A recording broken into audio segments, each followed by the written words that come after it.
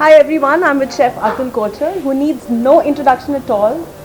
He's the first Indian chef to get a Michelin star, and I'm very lucky. I've dined at that restaurant called Benares in London, and I had a superlative experience.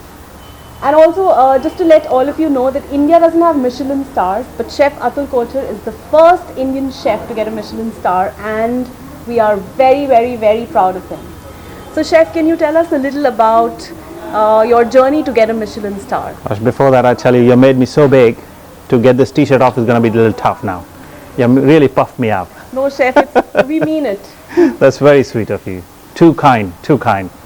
What can I say about Michelin star? What does it mean to me? I've always seen that Michelin star with great respect and something that I thought an Indian doesn't deserve it, will not ever have it. But when I was given the first one, I was like, are you sure? Are you kidding? You've got to be joking about this. But finally it settled in, and then I realized that, gosh, we as a team has done a tremendous job, and we have managed to do something that our country will be very proud of. Yeah, I felt very good about it. We are very proud of you, Chef, and you have no idea. I take food writing workshops as well, and all the students, they're like, when you ask them what's your dream, and they're like, we want to work with Chef Atul Kochhar. Oh, bless them, bless them. I would only say that as a chef, I'm only as good as anybody else, but what makes me tick is my team. Without them, I'm nothing. But that's a humble chef talking. No. Not many chefs would say that. They'd be like me, myself, and I. So. No, not really. I truly believe every great chef who cooks behind the stoves almost every day knows it deep in his heart that without his great team, he's nothing. Whether you're just serving 20-cover restaurant or you're doing 300-cover restaurant, it's always the team that gets you through. One person cannot do much. So Eat Stay Chill is with Chef Atul Kochhar at his newly going to be opened restaurants Lima and NRI. Chef, I had a question going on in my mind that why did you choose to open restaurants in India, that too not one but two, and also in Mumbai? For a good 22 years, I've cooked abroad, and in these 22 years, I was offered many times that why don't you open a restaurant in India? And I always, before people could actually speak their mind, I would just dismiss the idea.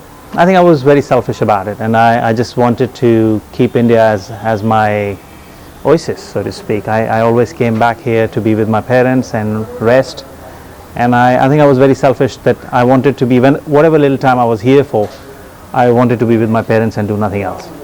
And I was very close to my father, and he passed away in 2008, and my world changed after that. And then I started thinking, I've got to be associated with this country a lot more than just coming and having holidays here and roaming around. And then I put thought to it, and my business partner came up with a plan. He said we should look at India now. It's an interesting place. F&B is growing like anything.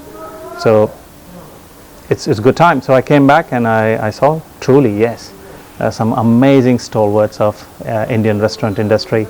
People like A.D. Singh, Riaz Amlani, Kalra.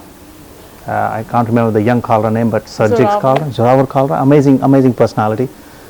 And I have to learn the ropes from them, to be honest. They are the leaders who have done it time and time again, and very successfully. I admire them, love them, eat in their restaurants while I'm here to inspire. And I also think that whatever I know, whatever little I know, I think I can share with my community here. And I want to show them what I have been doing away for some time. However, I'm not opening Benares at the moment. I'm coming up with a concept which is slightly more casual, funky, easy dining, because I really want to have fun with food.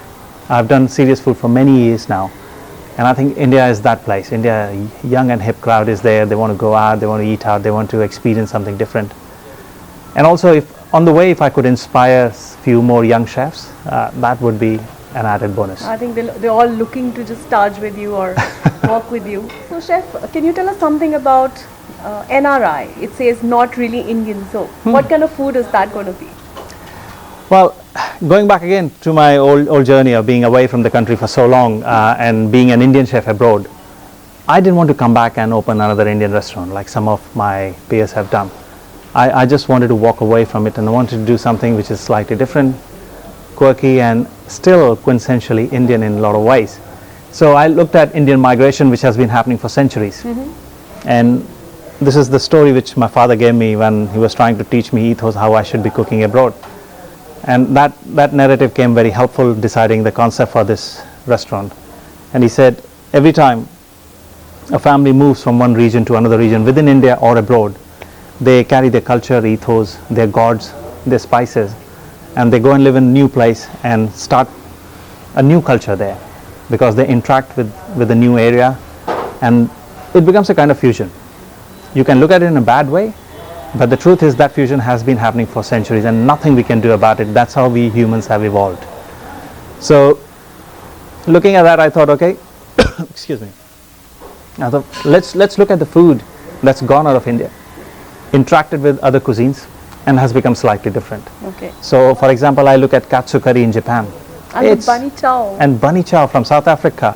Chennai roti, they call it roti canai in Malaysia, served with vegetable korma or chicken korma. Their kormas are so different to ours. Jeera chicken from Africa, from Mombasa. Caribbean goat curry.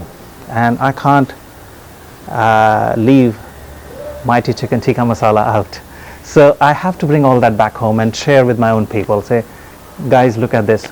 Yeah, this is the kind of Indian you get. What our ancestors stroke, our peers, our contemporaries took away from us and has made something very different out of it. It's time to celebrate that, enjoy it. So that's NRI's concept. So it's the food that's not really Indian, so that's why I call it NRI. Oh, and I always felt that while coming back, we were always called NRI. And some people winked at me and said, not required Indians. Yeah. So I said, fine, let's call our restaurant NRI. And that's how it started. I think it's a fantastic name and a fantastic concept, and I can't wait for it to open. Chef, also please tell us something about Lima. What cuisine is it and what's the concept? So Lima essentially is a Latin American restaurant, though it sounds very Peruvian. The name, capital of Peru is Lima. But Lima also means lime, and that's what I've gone with. I've been traveling to Latin America for quite some time now, and I absolutely adore the Latin culture. I think they have got so much to give in terms of food, culture, family. We can learn, and we Indians, we also share the same ethos, but while we have a lot of similarities, we are very different to each other as well. So there's time to learn from them, I would say. And very recently I was in Mexico, and I absolutely adored the way they handle their food, especially the way chef community works with the farming community. There's so much to learn. So when I got this space, I thought it was far too big for one restaurant, and I thought, okay, let's come up with two. And before my partner could say anything, I said, I would love to do a Latin American. And he then remained quiet. I thought he didn't like it, but 2-3 days later he came back. He said, that's a great idea, we should do it. And here we go. We decided to come up with a bar, essentially a bar. So very sassy music. People will love the music here. But at the same time, we have come up with a small plate concept. You can call it tapas, but I think tapas has been so badly misused. I'm almost scared to call it tapas.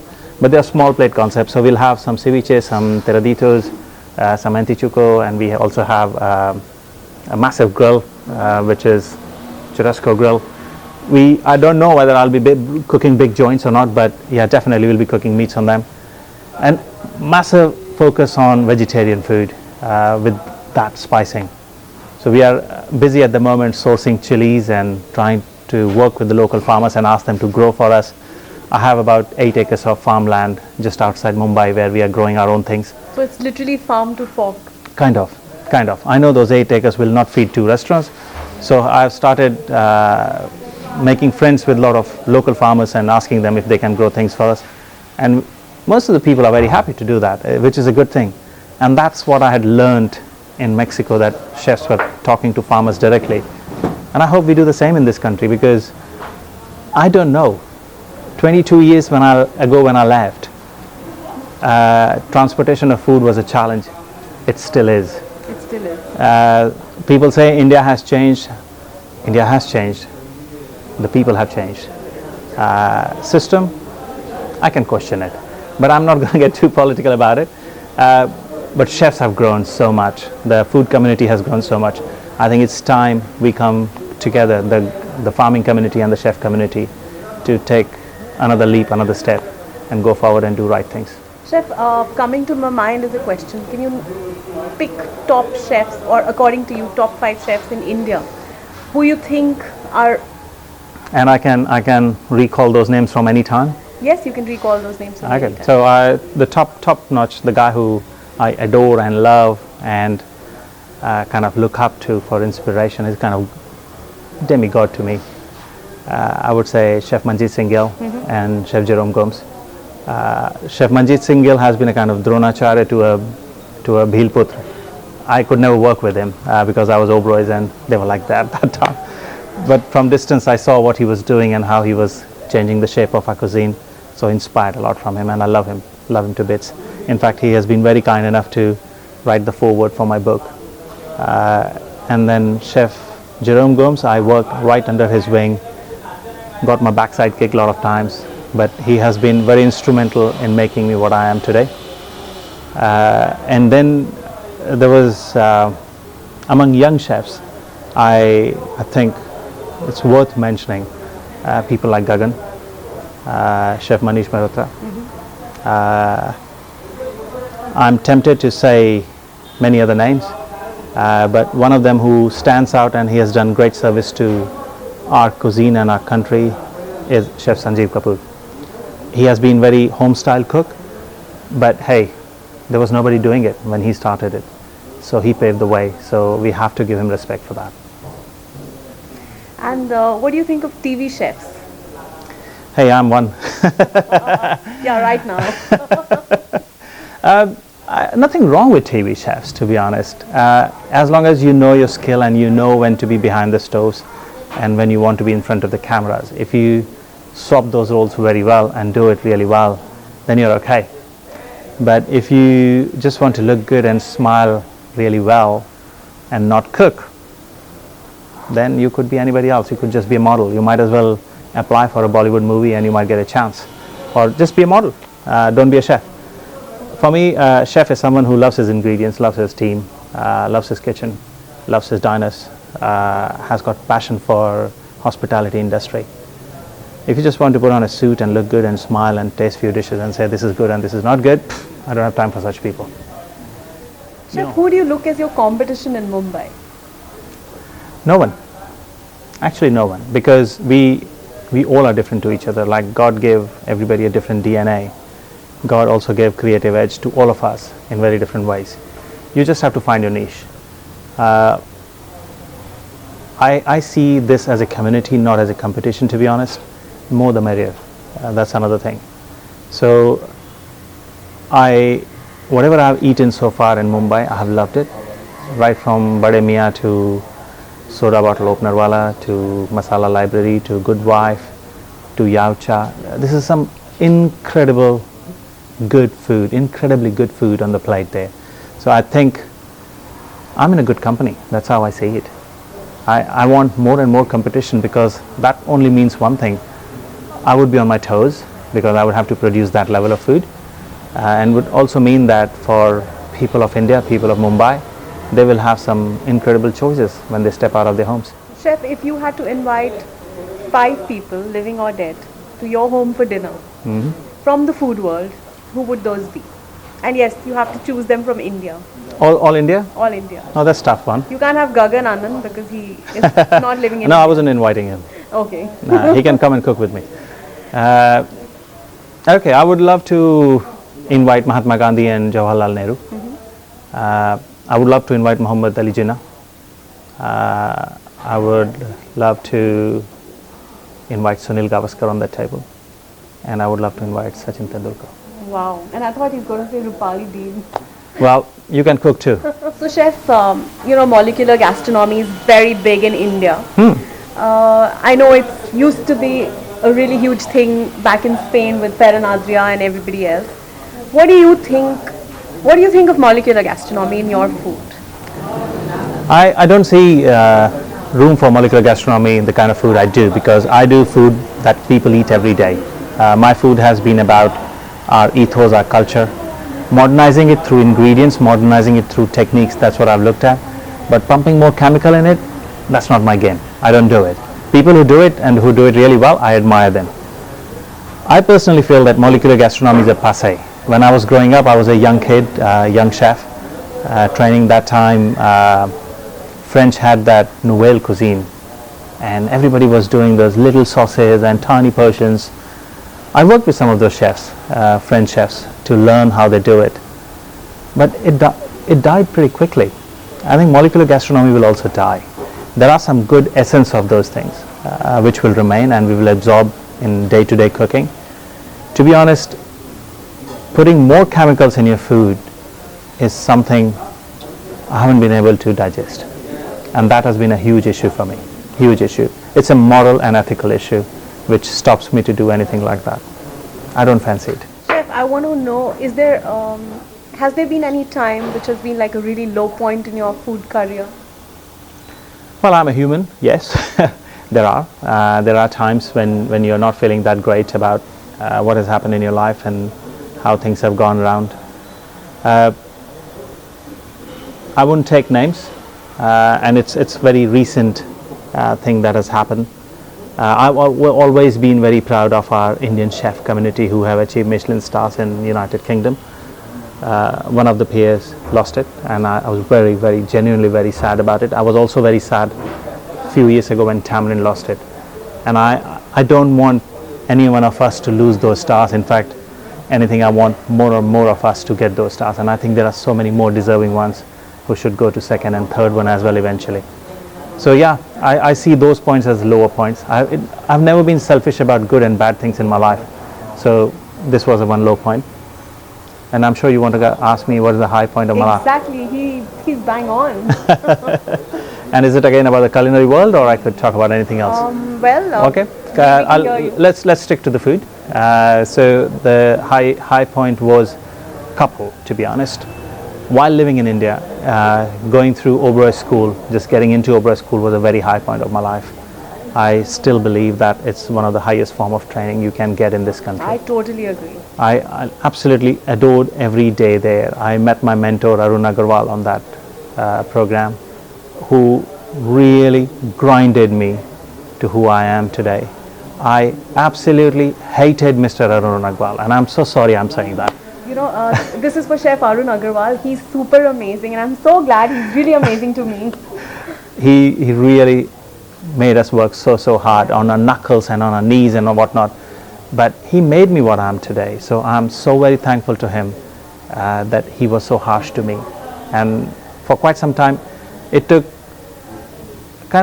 time for me to accept it, that Mr. Agarwal was the big change in my life. He's the one who has made me. And when I realize that every time I'm in the country, I definitely have a chat with him if I can't see him, but I have to see him when I'm here. So I absolutely adore him, love him, as if he's my father. Yeah, he's an amazing man, and I think we all have learned from him a lot. Absolutely. And the second highest point was when I achieved Michelin star for my own restaurant, Banaras. And for the country. And for the country. Yes, for India, though he's an NRI. So now we're going to start the rapid fire round. Oh dear, that makes me nervous. No, that's not really too bad. Chef, what makes your day? The moment I wake up, I see my kids. That gets me going, and I think that makes my day. And keeps me very happy. Oh, what spoils your day? When I haven't seen them, when I go to bed and think, damn, another day without them, not a good day. Your favorite cuisine? Indian. Comfort food? My mother's rajma chawal. Oh my God, I think that's mine too. What, my mother's? No, my own mother. Okay. So what would we find in your fridge right now? Lots of salad, apples. These are the two favorite things of mine. I absolutely adore you will find some cheeses. I love cheeses. Brie and camembert are the two main ones I love. And my wife loves her yogurt. So yeah, a lot of different types of yogurts. Chef, the last thing you bought under Indian rupees 10? Oh dear, that's a tough one. I think must have been a toffee or something, because you don't get anything in 10 rupees anymore. Maybe peanuts. Kind of, yeah. Appropriate. Chef, how do you de-stress? I often de-stress by either reading or playing with my kids. So kids are like an important Oh, obviously. they are my life. I'm around them, and whenever I have to travel for work without them, it's tough. But most of my travel actually happens while my kids and my family is with me. Who are you closest to? My wife. That's really nice. I like chefs who are close to their wives. Our favorite restaurant in India? There are many now, but I would say, I know I might sound very old and, but I would say Bukhara. Still, Okay. I still love Bukhara. It just reminds me of years gone by, perhaps, and the Yeah. food is still the same. In fact, the plates are still the same, and the garnish and the smell, and I think those aprons which I left behind, they're still there. So I think I love that nostalgia. And your favorite restaurant internationally? 11 Medicine Park. Okay. Love that. It's Chef Daniel Hum is a genius. I rate him. I think he's the world's best chef for me. I absolutely adore his food. Chef, secret of your success? Whoa, I'm not going to tell you that. Okay, secret of my success, I would say hard work and dedication. I guess he's right. No wonder Eat Stay Chill is also getting so popular because Sailesh and me are hardworking and we are very dedicated. Hey, thumbs up to that. So chef, do you believe in luck? I do, but believe it or not, luck without hard work is absolutely useless. Even if you get lucky, keep working. So this is how I feel, and this is what I tell my son and my daughter, that even if you land up with 10 million lottery tomorrow, deposit that in bank and go back to work next day. Well said. Yeah. And chef, my last question, any advice for the budding chefs? You know, like I mentioned, all the students want to start with you, they want to work under you. So any message for them? Well, love food, be passionate about it, and keep working towards what you want. You have to find your own area within the kitchen, because kitchen is a massive place and there are so many things to do. But keep your head down. Don't try to get ahead of yourself. Learn as much as you can, because once you are given the role of the leader of the kitchen, your learning actually pretty much stunts down pretty fast. And from there on, you have to lead others. There are no leaders in front of you. So before you do that, before you take the lead role, make sure you got enough ample backing of knowledge. Thank you so much, chef. And Thank I'd you. also like to add here that chef has not mentioned this, but I've heard from many people and I've met him, and you know, we all know him. The best thing about him is he's very humble. And like they say, when a tree grows fruits, it bends down. Similarly, chef is rising up, but he's still humble, and that's the only secret for him to be so popular, and people are not jealous of him. That's So very thumbs sweet of up to you. that. Thank you.